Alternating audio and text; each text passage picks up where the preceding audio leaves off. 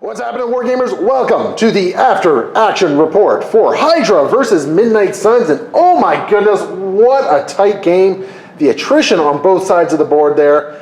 Now, I do think, Troop, we need to address one thing very quickly. Yeah, which is if you want to improve your play, use all of your beam attacks as area attacks. Yes. And nothing will ever go wrong. Yeah, so... Pyro definitely walked over here. No, it wasn't Pyro, it was Human Torch. Right. And hit everyone around him. Yeah, just blasted everyone. As it turns out, that is not how that's supposed to work. Now, I probably could have got 2 sweet beams in, but... Now, mind you, what it meant is, like, Blade didn't really get hurt too much by it. No. But it did put a lot of damage onto Elektra. It put a lot of damage onto Voodoo. Yeah. Voodoo might have held on a little bit longer if that weren't the case. So, unfortunately, kind of a big error on our part. I could have potentially moved up on the truck and blasted across, but...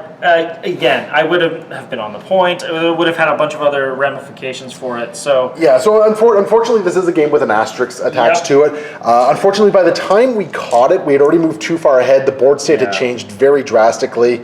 I think it was actually like a whole round before we caught onto it. I'm pretty sure. But yeah, that's the first thing we got to address. The other thing we got to address is, oh my goodness, what was up with your defense rolls this game? I had some solid die. Like if I rolled 3 dice, I usually had 2 defense on it.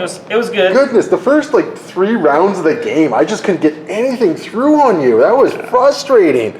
Like we actually stopped and took a break because like I was getting closer. Like I gotta throw something. It's just, your defensive things. I gotta say though, like if you were playing a condition game, oh my goodness. Yeah, right? You played a condition game. So I loved Strucker in this situation. He was making sure that everyone was, when they were doling out their damage, they were gaining a little bit of health back, which meant Gamma Shelters wasn't a big deal. I think the problem is, though, is like by the end of round 2, there were so many conditions on there, you just weren't putting new conditions on me. Yeah, you're not wrong. I had Kick 'em while they're down as one of my cards, and the only guy who could have taken advantage of it was Zemo, who pays 2 to do the same thing anyways. So yeah, so oh jeez. But yeah, it was a really solid list when it comes to that stuff. I do want to play Pyro, Human Torch, and Strucker with a couple more Incinerate people because, well, I'm thinking like Cable and people like that. I was already incinerated for the whole game, man. Like the only person you didn't incinerate was Voodoo, and because he was immune to it. I know, but I need to incinerate more people. That's the important thing. You couldn't. I never shook the incinerate. But yeah, it's just.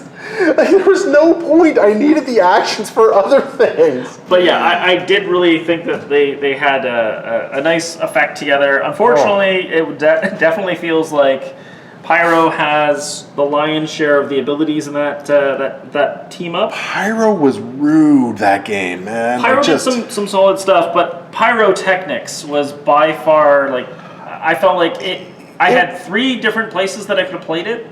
It swung a lot. Like you swung 2 points off me on that one, right? I could have done it in the previous, like the first or second turn it was, and taken 4 points away from you just because I had the last activation and I could have had him come up and make you drop all your stuff. Yeah, no, Pyrotechnics was definitely a good card in this scenario. Like it's just you could use it almost whenever you wanted to, and it was just a super solid card. And because it was Gamma Shelters, you knew everyone was going to be bunched up, right? Yeah. I gotta say, I was a little disappointed with Voodoo's performance. I think he just kind of dummied himself, unfortunately. I think he should have been able to put up more of a fight against Viper, against Zemo. Yeah. But unfortunately, the defense dice just didn't do it. Got to give props to Elektra. She got work done this game. She did actually. I was really impressed with her. I mean, your recalibration matrix at the very end was just freaking rude. Yeah, that was. She was disheartened after that, I think. Very disheartened after all that. The funny thing is, you were thinking about using it on Strucker when he rolled 2 dice, and you're like, I don't know. Well, it's like, it's a 7 dice attack with my 2 defense versus 10 and 3 dice. What are the chances? One of these matters more. You made the right call. Yeah, it was an easier call. Yeah, you definitely made the right call there. Yeah. Because that came back in a good way for you. When I rolled my 10 dice and only got 2 successes. That is not average. Everyone at home. That's not how it's supposed to work. No, that was just mean how that one happened there. But it is what it is. It is a dice game, and we saw lots of dicing going on this game. Yeah. Lots of things like characters that should have been way more effective just kind of whiffed and did nothing. And So with Moon Knight going up onto my point early on, how did you feel about that? Like as the game went on, was he a sacrifice at that point? You feel? he was kind of a sacrifice for me at that point. The thing is because I did the Avatar of Khonshu, I had to place him. Yeah. So it wasn't something because at the time I think everyone was kind of dazed around here. Yeah. It was more about thinking about the push and then where you placed him. You had the option of pushing him all the way up, or you could have done something else. And I was like, yeah. Honestly, my game plan was hopefully to kind of get up here and maybe cause some damage. Like I was hoping with the extra 2 dice with the rerolls, I was hoping to stagger someone. Sure. Right. Absolutely. Because if I could have staggered Pyro and then Avatar of Khonshu struck her away. Right? Yeah, I definitely felt when I moved up and he moved over here that the fight kind of stayed over on this side and he was kind of left stranded at the end. Yeah, it might have been better if he stuck over here. Basically, by running over here, I did engage with both Pyro and Strucker. Yeah. And yeah, it might have been better if I didn't. To be honest, I don't exactly remember what was going through my mind at that situation. Sure. But yeah, it might have cost me a little bit there. I got to admit, I forgot about pyrotechnics when you ran up and did that cheeky little thing on me. That really hurt. That's fair. Funny thing is, you reminded me about it on like turn 2, I think, about that, and I was like, oh, maybe I'll use it. No, I'm gonna wait. Yeah. I'm gonna wait. And your patience definitely paid off. Yeah. Like the pyrotechnics, I think, is kind of what swung the game back into. Like I was already losing momentum hard with some of my rolls, and then pyrotechnics just rolled in like, oh well, nuts. Well, my dream situation was going to be Strucker turning off Blade, and like no matter what happened over on that side, it was fine. And then you're like, yeah, Strucker's down. I'm like, oh, he's the only guy I have power with, so. Yeah, no, it was definitely an interesting game to see how everything rolled out there. I was running out of steam so quickly on that one. I'm glad things kind of came back around end of round 3, round 4. Yeah. Things kind of came back a little bit. That recal was just friggin' clutch, man. It was. That recal was game winning. Yeah. It was game winning for you because it meant Pyro was still in the game. Because otherwise, Zemo would have been just kind of stuck there and. Yeah, he would score me 3 points. You would score 3 points. We would both be. You know what? There was something else we screwed up on.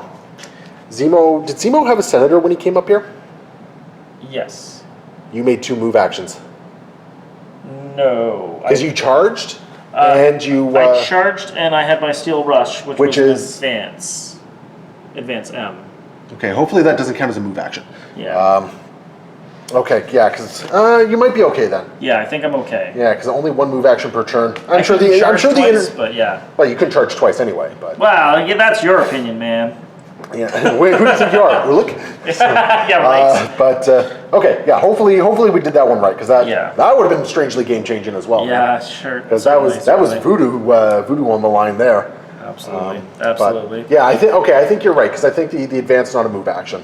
Yeah. So I think you're good because it just says it specifically does say 1 move action. Yep. So not 1 movement, 1 move action. So I think we're good there.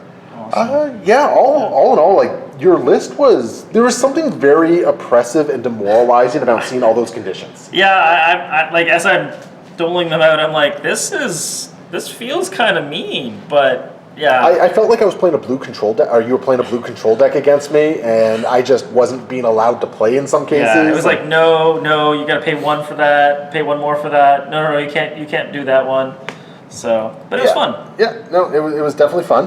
It was definitely an interesting game. I'm glad Electra did some stuff for me this game. Yes. That was really nice. I do think she's the better of the 2. I'll keep putting that out there. You're wrong, but yeah. Well, that's like your opinion, man. No. Anyways, but I did like Strucker as a leader. I still have to try Red Skull. Red Skull. Yeah. Red Skull, Master of Hydra, but we'll see what happens. Yeah, either way, it was lots of fun. It was great to see this one on the board. It was tight right to the end. I'm glad the fact that even though my dice were really working against me a lot of that, especially in the beginning. Yeah, it was still a very close game in the end there. Sure was. Which is really good. And I mean, when it turned around and Electro finally kicked off and started doing things, like taking out both Torch and Zemo that one round was just, it helped. It gave me breathing room that I needed because I think if that failed, that would have been game that round. I think. Very possible. I don't think there's much I could have really done. You would have just gotten way too many points. I wouldn't have been able to really come back from it.